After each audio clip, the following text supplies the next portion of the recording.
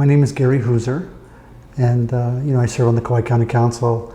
I've been in public office on and off for 15 years. And when I was running for office to serve again on the Kaua'i County Council, as I went around the community, people would tell me over and over again, this is an issue, this is important. They're concerned about pesticides, they're concerned about GMOs, they're concerned about what's going on in the island.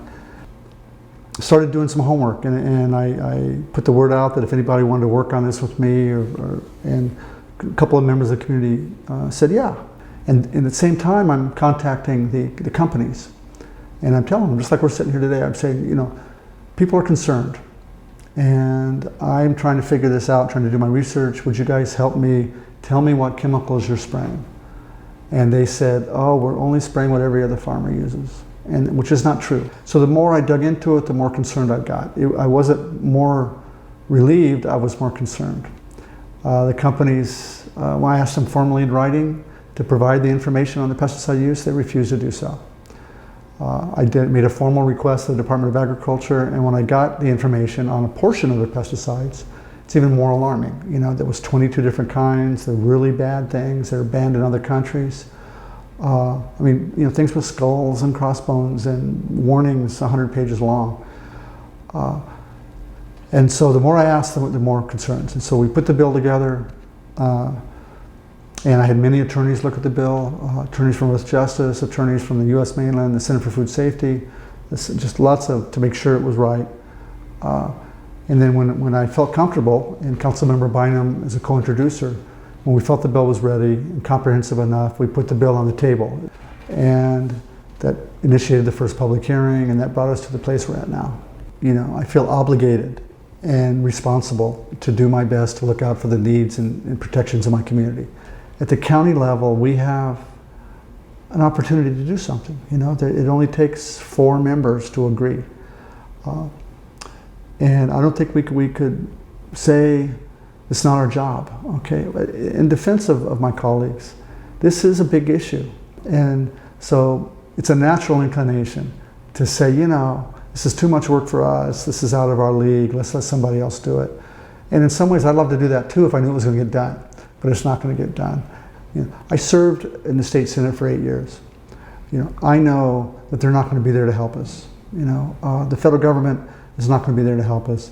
Both of those bodies will take years to do anything, and they at the end of the day probably won't do anything for a variety of reasons.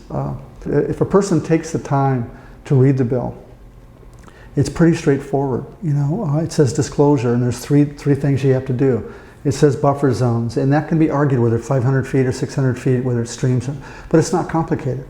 And it says on EIS, let's do a study of the impacts. That's pretty straightforward.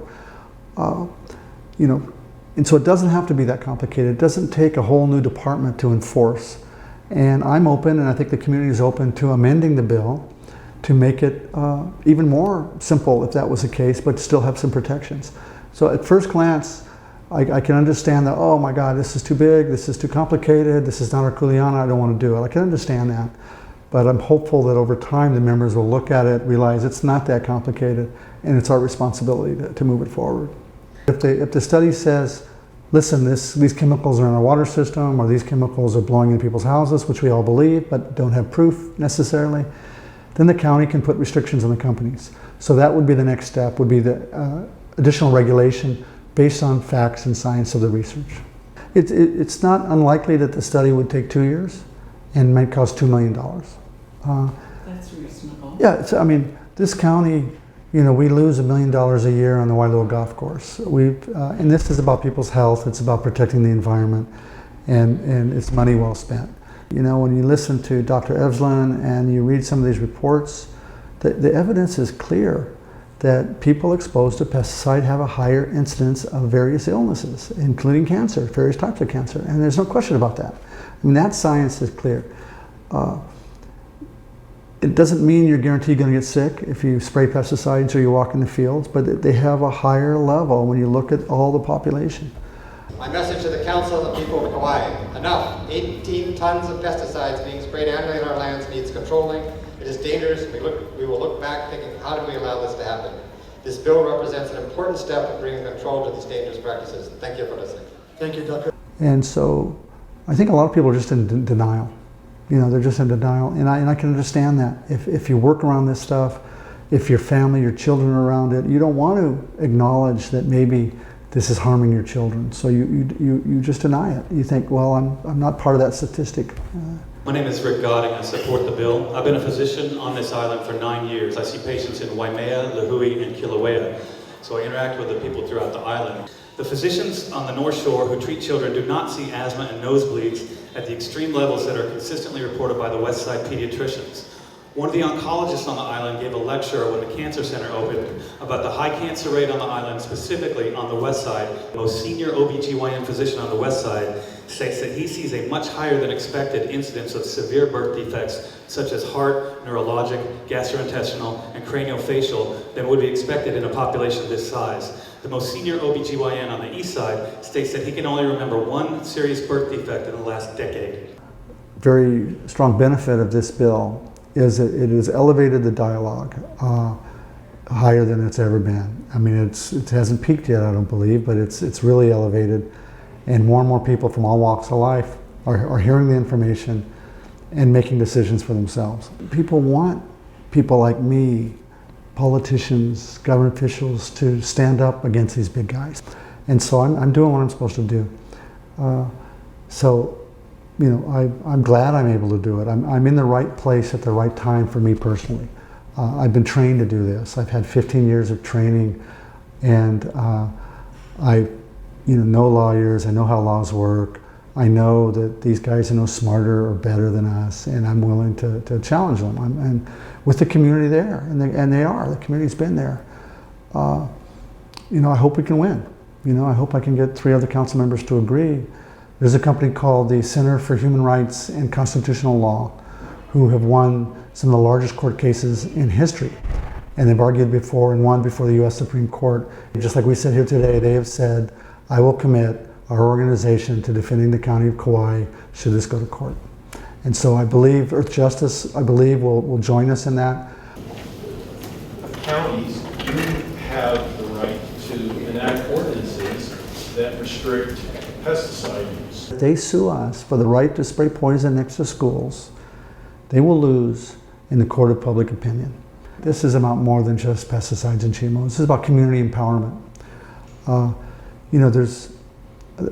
every day the community feels more empowered, and there's more people coming to the table. I've heard numbers, 5,000 people on petitions and stuff. 5,000 people can change the fundamental nature of government on our island. And I think our community can lead. Our community can set an example, certainly for the rest of the state or other communities in our nation and the world. That feels good. That's what we should all aspire to, yeah? We should all aspire to be the best that we can to inspire other people to do the same thing. There's a lot of people not paying attention. A lot of people are just working 2 jobs and just wish this GMO thing would go away. So as we move forward, we got to remember those people. We have 2 paths here. We have my path through the county council, and we're not going to get anything earth-shaking there. We're not going to kick them out. We're not going to change the world necessarily right away with this path. You just can't. The political process doesn't allow for that. It's always watered down. It's always compromised. You'll get some change, but it won't be as significant or as bold. And then there's another path, legal path, through direct lawmaking by initiative.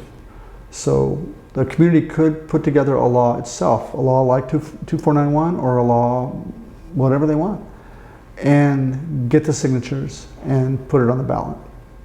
And so it will not surprise me one bit if that path doesn't start up pretty soon, because the momentum's already there. 5,000, whatever number of signatures, whatever number of email addresses.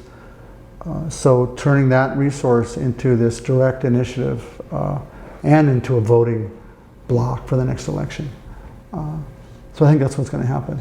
I think the community sentiment will continue to build to pass the bill, but at the same time, I think there's going to be people probably working on this side over here.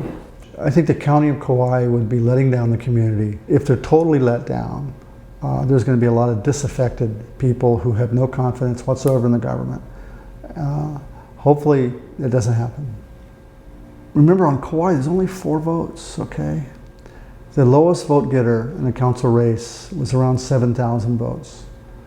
And I've been told there's 5,000 signatures we have on petitions. And so the community can, if it continues its momentum, take control physically by electing people and that share the values of us and those other people.